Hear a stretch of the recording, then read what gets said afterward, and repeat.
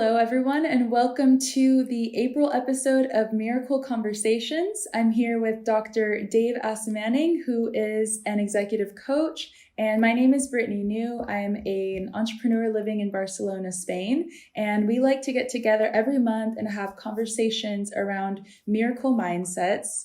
Our theme for this year in 2022 is love. So each month we're taking a passage from A Course in Miracles and talking about it as it pertains to love.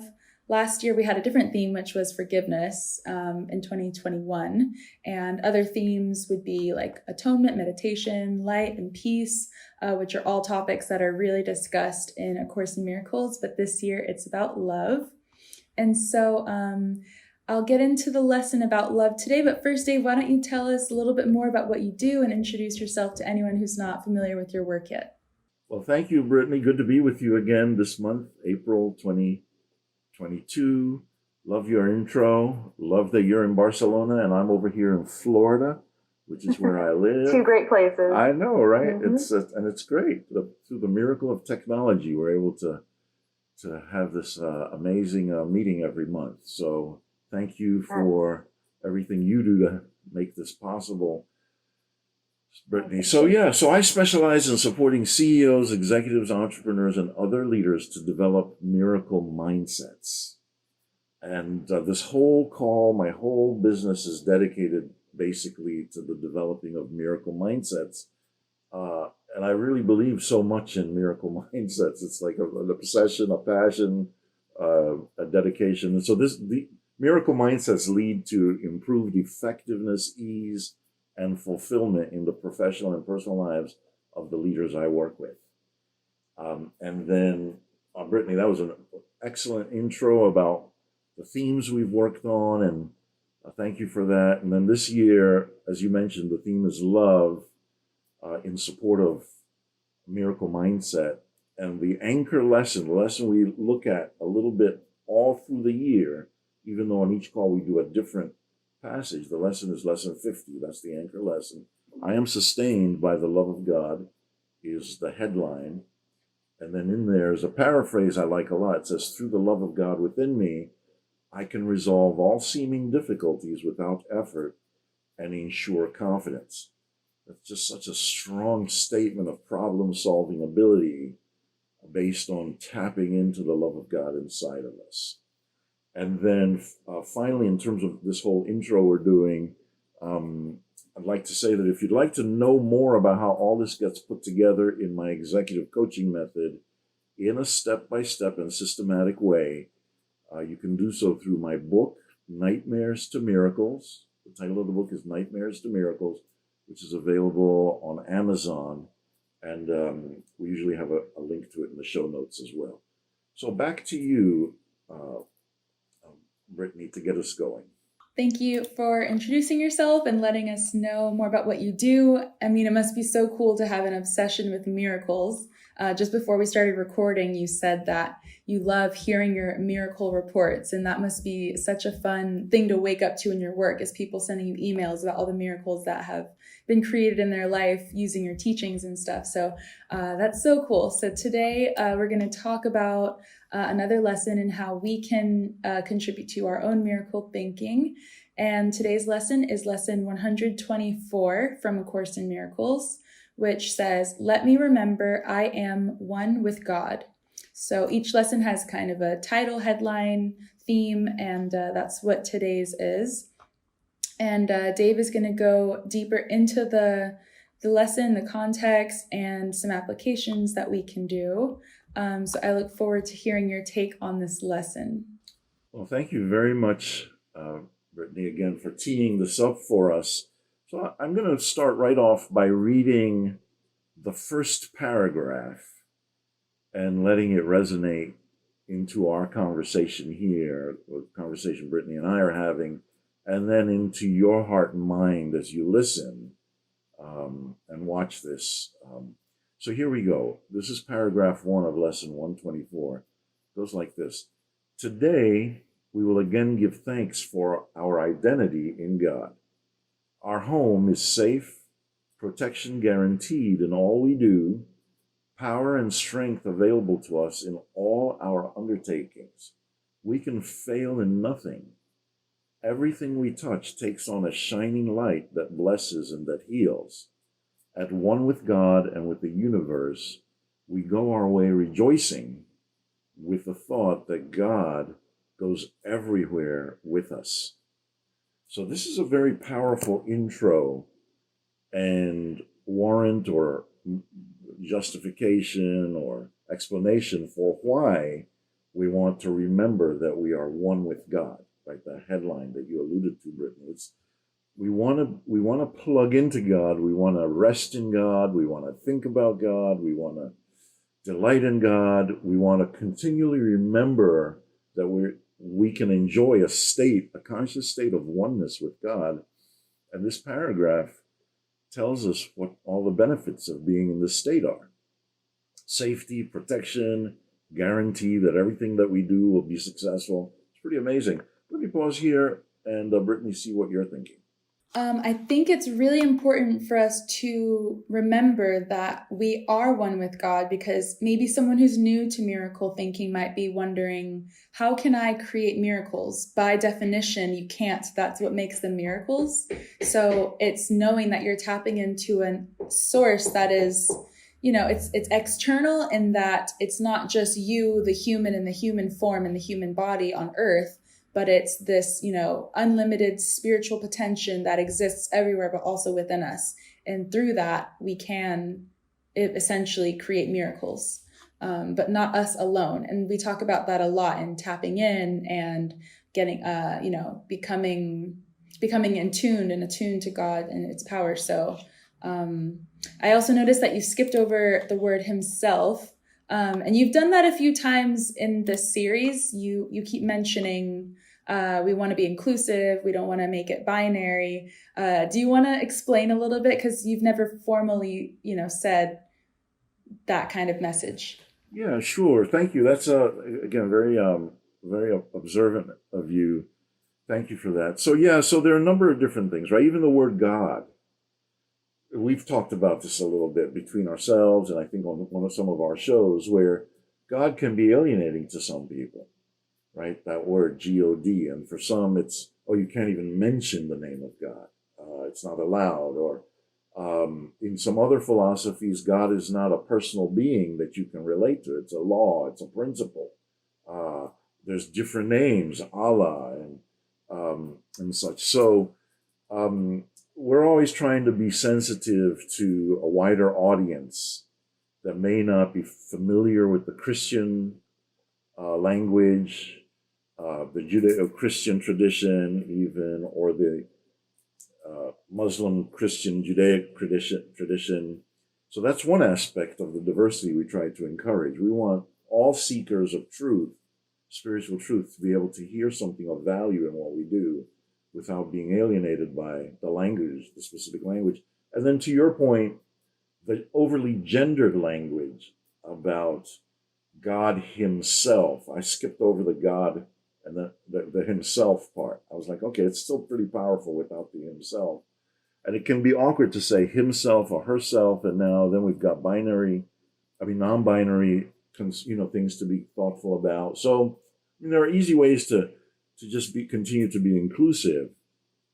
And your question and then these explanations, I think, can add to that. Again, behind all of the limitations of language is something, just like you put it so beautifully, so powerful and universally available to anybody, anywhere, anytime, to cause positive transformation that's miraculous. All right. Well, thanks for answering that. I agree with the note about the overly gendered language. The sentence stood completely fine without the words. So yeah, there's a lot of noticing that these days and the way that we speak. Yeah, so great. And I love the fact that we can talk about this and bring it into all kinds of places. I mean, you hear it. I'll read a news article by somebody who seems really quite progressive and sharp, and they're doing a great job. And then they'll say, oh, all of mankind. And I'm like, oh, wow, ouch. It's like, it's maybe humankind or all people. But, again, I'm not a policeman about it. I don't police folks. And I love the Course. The Course is my main tradition, but it's full of what some might consider overly male language and patriarchal images and stuff like that. And I mean, it's my one sort of main critique of it, is that it didn't emerge at a time when it could have um, resolved all of those things for us. But all of that notwithstanding, it's just got something in it that's for me and hopefully for our audience is incredibly powerful about miracle mindsets.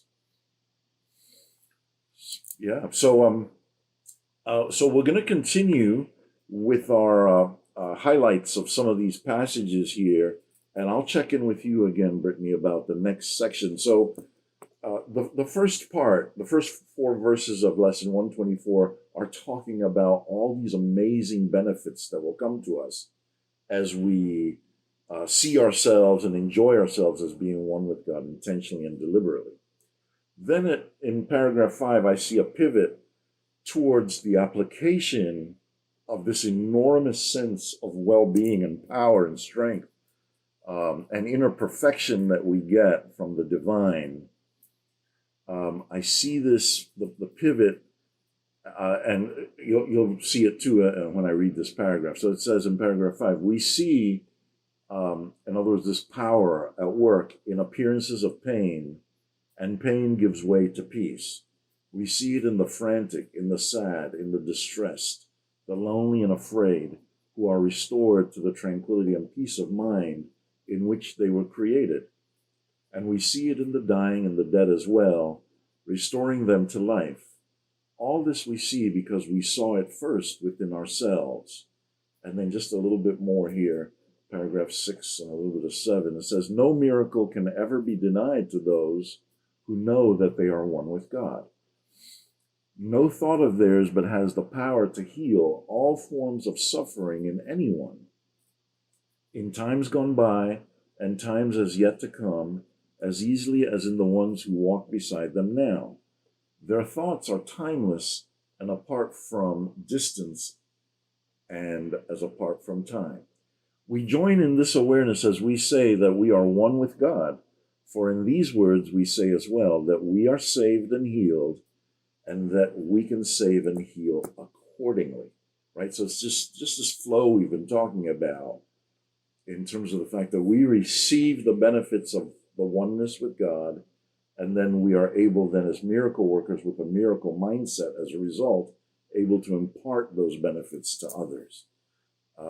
A pretty simple arc, but not practiced that much in the world of appearances as we most of us know it. And so it's worth saying and iterating and reiterating and teaching and talking about over and over again.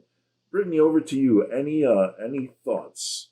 Yeah, I like this idea, this concept of healing others and kind of using our connection with God. And we can only take responsibility for ours because we are the ones that are watching this video and trying to expand our mindsets. So of course you can't share, well, you can share the video, of course, but you can't really, share the intention with everyone, especially you're a leader, you're a CEO, you're an entrepreneur, and you can only take responsibility for what you're taking action and doing. So the thought that you can actually take action to heal others is really, really powerful and not to be taken for granted. So if you're watching this video now, then this is your calling to take this information and use it to not only your advantage, but to the advantage of the people around you, which of course has direct benefits to you and your organization, your community, all these things.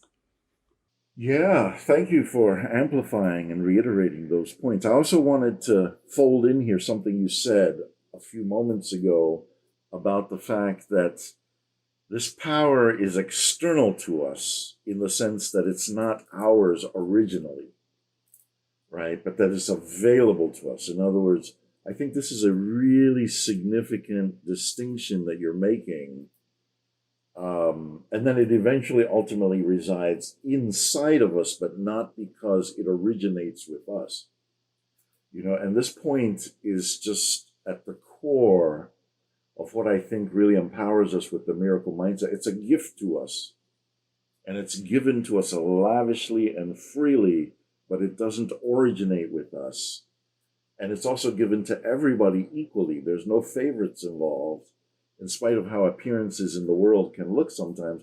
And these principles help to anchor the miracle mindset in a very powerful understanding of source, right? And then there can't really be, ultimately, there can't be a sense of ego. It didn't start with me. And I would say to sometimes people, I'll overdo it at times when I say, yeah, I'm not that smart. I'm really not that smart. I'm not smart enough to be able to put all of this together. It didn't start with me. I'm just learning it. And before I learned it, if I'm not that smart right now, I was even less smart way back when. It's like, and people are always like, Dave, come on, it's not that bad. Why are you beating up on yourself? And I'm not really beating up on myself. I'm just holding on to what you said, which is that without this source inside of us, available to us, illuminating for us, and encouraging us to be one with us, we really are lost. We can't figure it out, ultimately. And if we pretend that we can, or if we swagger around that we can, it leads to more problems for us and, to your point earlier, the stakeholders in our lives. So thank you for that earlier point. It's a huge, the Course even goes so far as to label it as what's referred to as the authority problem. That's a whole thing in and of itself. People trying to take over what belongs to Source and say it belongs to them in terms of where it originated from. And that will lead to real serious problems. So thanks for that. So let's see. I think we're about to move into the section of the passage now that's about practicing, right? There's always a skill, practicing for skill building. So I think here we're in paragraph 8 of this lesson 124. It says here, peace be to you today. And I love this next sentence and what follows as well. Secure your peace by practicing awareness you are one with your Creator as He is with you, right? That's such a beautiful statement. Secure your peace by practicing awareness you are one with your Creator. In other words, the source of peace belongs to us, but we have to secure it by practicing the awareness that we're one with our source. Sometime today, whenever it seems best, devote a half an hour to the thought that you are one with God. This is our first attempt at an extended period for which we give no rules nor special words to guide your meditation. We will trust God's voice to speak as He sees fit today, certain He will not fail. Abide with Him this half an hour. He or she or they will do the rest, as per our earlier part of the conversation. Your benefit will not be less if you believe that nothing happens. Now, this is an important point, too. Sometimes we can practice stuff and feel like nothing's happening. We're not hearing thunderclaps and seeing lightning bolts and flashing colors, and miracles aren't happening right away. Now, this is a reassurance here. This final section I'm going to read for us for today is a reassurance that we can chill out and be confident that what we did has enormous effects. And this is how it puts it, right? It says, your benefit will not be less if you believe that nothing happens. You may not be ready to accept the gain today, yet sometime, somewhere, it will come to you, nor will you fail to recognize it when it dawns with certainty upon your mind. Okay, there are so many other nuggets in this lesson that are reassuring and comforting, but we'll park it there for today in terms of this lesson. Brittany, any other thoughts? Anything you want to comment on? Yeah, the course gives us a lot of practical applications and little homework assignments. So in this one, it did bring to our attention that there's no specific mantra or words to say, no specific action to do. And so just to clarify, the assignment is just to kind of sit in meditation and feel God's presence, right? That's right, Brittany. I often use a word to do this part of it. I always use a set of words from another lesson. Paraphrased, it goes something like this. I'll say to myself over and over again, God, I am resting in you. God, I am resting in you. God, I am resting in you. Then I'll say, God, I am resting in you and in your love and your light. God, I am resting in you. God, I am resting in you and in your love and your light. It just makes me feel like the words aren't required, but it helps to guide me into the fact that I'm actually just resting in the arms or in the heart or in the mind or in the love of God. And I can add other things. But that's just me. The instructions here are pretty clear that you don't have to be too programmatic about it, for sure, to your point.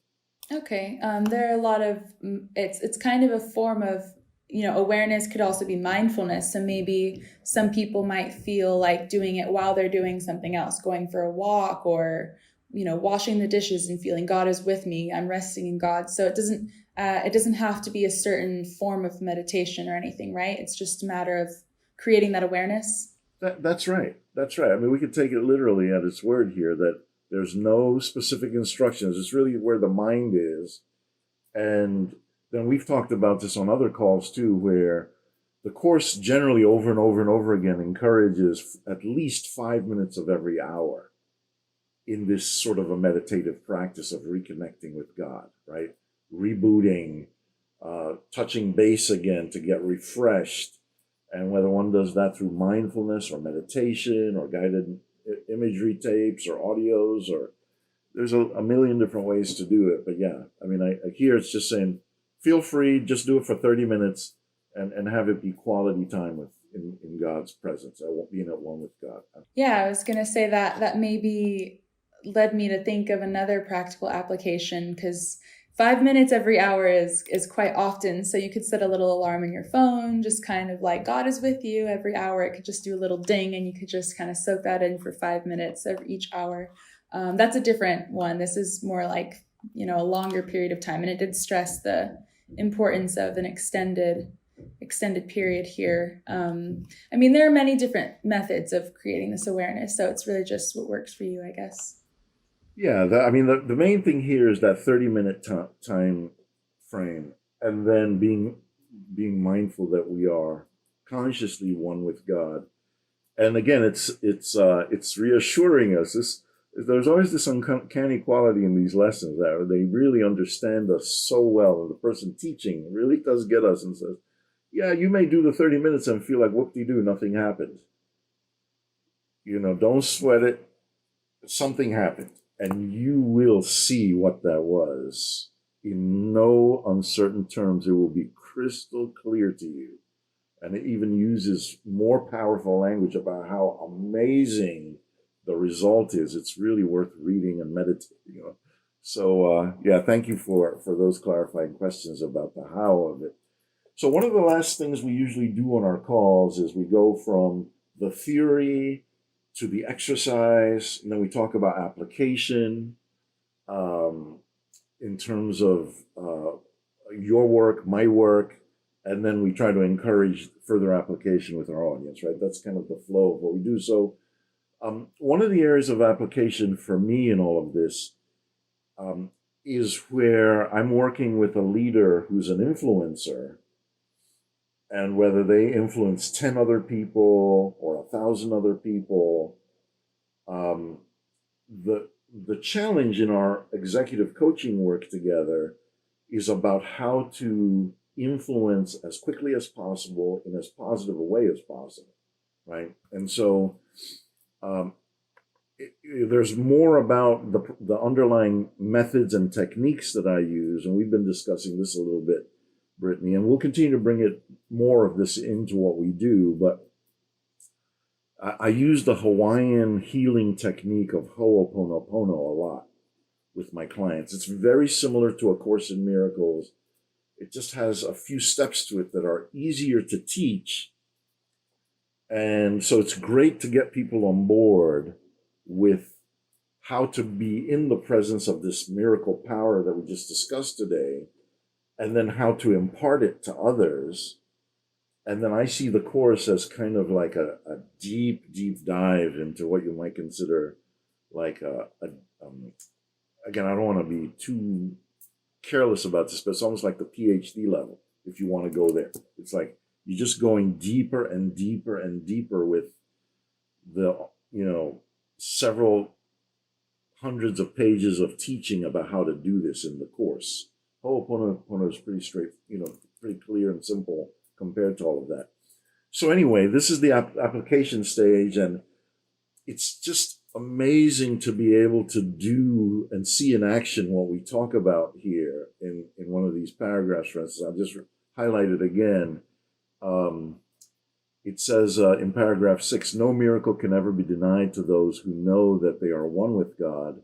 No thought of theirs but has the power to heal all forms of suffering in anyone, right? And so this idea that an executive, somebody with influence in an organization, can put out this healing power to transform bottlenecks and conflicts and issues that aren't working right, and can see all of this turn around, and to be actively engaged with leaders in doing this from a psychological perspective, first and foremost, and sometimes more explicitly, religiously or spiritually, sometimes less so, depending on the proclivities of the specific client.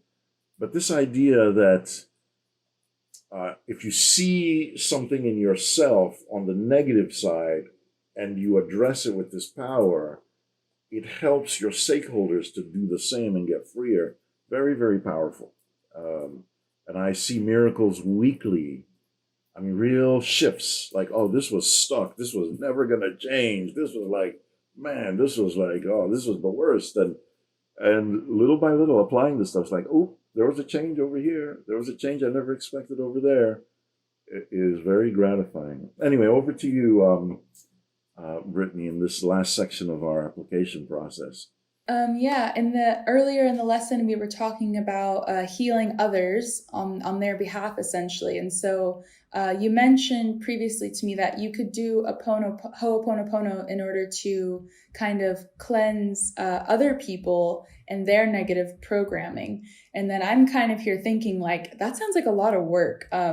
I mean, obviously, you're going to be aware of problems that are, dealing with your life. I have a difficult person in my life, and now I have to do cleaning for them. And that kind of sounds like a lot of work and a lot of time that I have to spend. And maybe even if it helps, is it a good investment of my time? And so what do you say to that?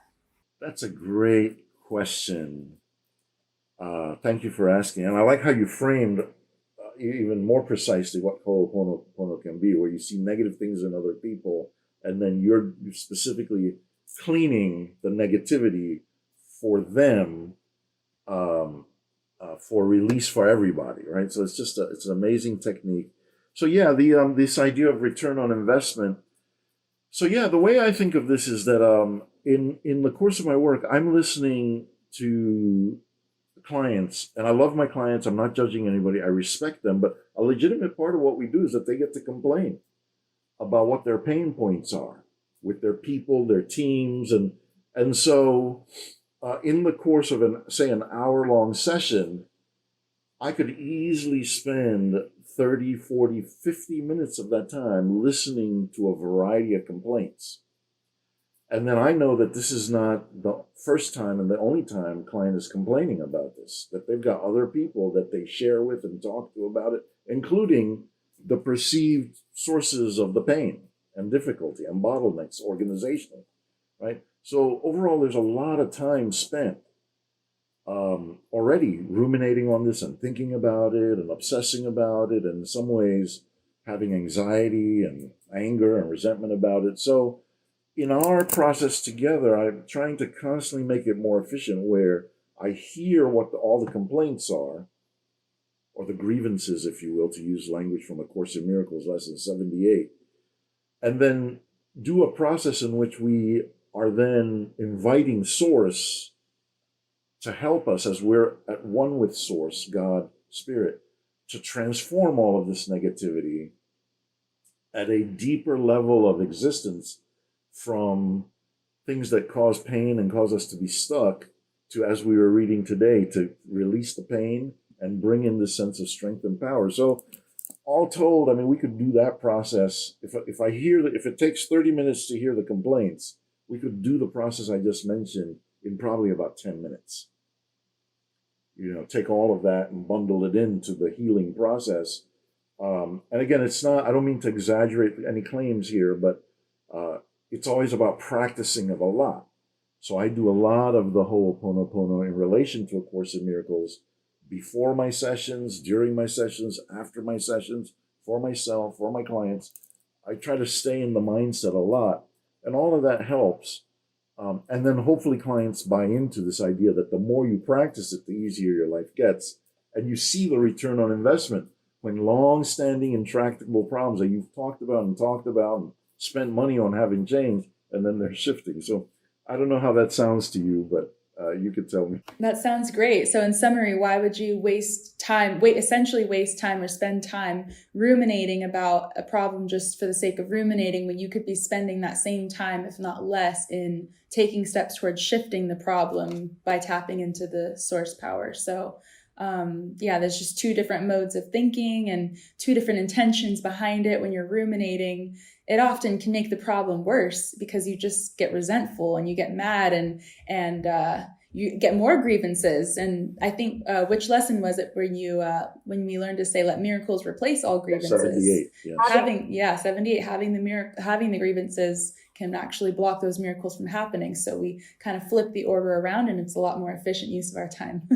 It's so well said. And I'll frequently say this to my clients as a reminder to myself too. It's not about reading about something. It's not about thinking about it. It's not about talking about it or ruminating on it. It's about the process of cleaning through this connection to divine source and release that we saw described in this lesson today. It's a very powerful formula for leadership. And again, it's not just people who are influencers. Anybody can use this in their life to dissolve any sort of intractable problem. And I might add, I don't think it is necessarily required to go over and over and over it again and doing it multiple times, because part of remembering that you are one with God is the act of surrendering and allowing God to do its thing. So if you have the power of surrender within you, you could do a one and done and just let it be. And as long as, that grievance isn't bubbling up in you, then the work is already started to shifting it away. quick personal example on exactly what you were just saying, where it's there's a record of it, but there's no ruminating on it, right? So for instance, I used to smoke probably until about 12 years ago. And I was very aware that I was using it to self-medicate as I was doing psychotherapy work. So I'd get all kinds of feelings, and I use this to tamp things down and regulate myself. After I started doing Ho'oponopono a lot back then, I found other ways to discharge or release or work on that negativity that I was getting from clients, or the pain that I was picking up from clients. And I stopped smoking. I just dropped it. I didn't need it anymore. And I haven't had a single cigarette since whatever the day was 12 years ago that I stopped. Not a single one. Same for alcohol too. I haven't had a single drop since back then. So the point I'm making here is that I have it in what I call my success or miracle resume. And I remind myself periodically that I wasn't a heavy smoker, but I smoked. And I fought with it. And I tried so many different ways to get rid of it. And then once I started doing Ho'oponopono, it just left my life, never to return. And so I just have it in my narrative. I don't ruminate on it. I'm not worried about it. I don't think about it, to your point. But I definitely have it there as a reminder of what used to be, and then the miracle that happened where it's a non-issue. It just is not an issue anymore. And you can have hundreds of things like that in your life that, you just remind yourself periodically, I'm so grateful that I don't do this anymore, and I'm willing to help anybody without being meddlesome or a busybody. I'm willing to help anybody in any way I can to get free from whatever they want to get free from. Wow, that's an incredible story. Thank you for sharing that. 12 years. Wow. Amazing. Yeah. Thank you. And again, I don't think about it. I don't worry about it. It's just like all the space that was rented and the smoking and the bad habits and I mean, this is really a nasty habit for me. It was, and I was trying to get, but it was a monkey on my back, and I couldn't get rid of it. It's all done. I mean, the only way I ruminate on is to say thank you, Jesus. You know, I mean, in air quotes. I mean, I'm just an expression of gratitude that I don't do it anymore. You know, and I got free from it. So yeah, thank you. So anything else before we wrap up today? You're usually good at the final calls to action, or but however you want to land us.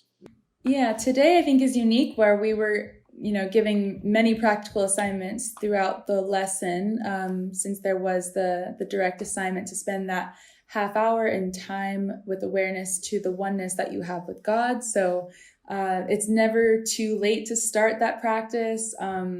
It's not something that you have to do every single day. A lot of people do it every single day or multiple times a day, but just whatever you can do just to start, even if you just, when you finish watching this video, just spend that 30 minutes in a quiet, peaceful time and just be grateful and really feel that oneness with God. So that would be an application. You can learn more about Ho'oponopono. I'm sure Dave has a lot of resources on that in his library. Where would you send someone who's new or maybe familiar but wants to get more information on it? So two things. I would say if you want to do some reading on it, Joe Vitale's book, Vitale, V-I-T as in Tom, A-L-E. Joe Vitale's book, Zero Limits. That's the title of the book on Amazon. It's a great book, Zero Limits. You can go to YouTube and just type in Pono Pono, P-O-N-O-P-O-N-O. That's sort of a simple way to begin to track the name, Pono Pono. A lot of people try to pronounce it from the beginning to the end, and it doesn't work out so well. But if you just type in Pono Pono, all kinds of stuff will come up. 10, 15 years ago, there was very little on this. And like with many things in the world today, the interest in it has accelerated exponentially. And there's just, you'll find stuff. But Joe Vitale's book is where I started. And then chapter 5 of my book gives a treatment of this cleaning process. Chapter 5 of the Nightmares to Miracles book that I already plugged earlier. So back to you, Brittany. Definitely check out that book. If you like these videos and you like Dave's energy and his teachings, then the book is everything summed up into one massive document. I mean, it's just full. And like I've always said, I'm really impressed and surprised at how much he really did put into that book, because I worked with him on his online course, and you can enroll in his course, and that is a great experience, very interactive with, a more personal touch that Dave has with it. But the book really does have a lot of information. I mean, just on a word count level, like it is very, very deep. And so you will be able to really kind of plug into Dave's brain and absorb all of his miracle obsession just for, as much as you can without actually putting his brain in your head. So yeah, definitely check out that book. Yeah, thank you for that, Brittany. I love it. Thank you for helping me plug these things. Feels good. And to know that you were there, in other words, the online course came before the book, and you helped me put that into a structure and a format that the audience could use easily and benefit from. And then the book became a sort of an easy stepping stone from that. So you've been there way back when, before a lot of these things manifested in more concrete, usable form. So thank you. And by the way, everyone who's here, yeah, Brittany's excellent. If you want to say anything about how people can contact you, please say it so that they can also benefit from your genius in terms of helping people bring their work to the world. Thank you. Yes, I'm a graphic designer, and I also have a YouTube channel with some different tutorials about business and entrepreneurship. And this week, actually, I'm going to hit 10,000 subscribers on YouTube. So that's an exciting little milestone. It should happen in the next 2 days. I'm always kind of looking at my daily average, and it should be Wednesday this week. So that'll be exciting. So go ahead and subscribe if you haven't yet. Thank you. But anyway, thanks again to the audience for watching this video, and let us know in the comments if anything stood out to you.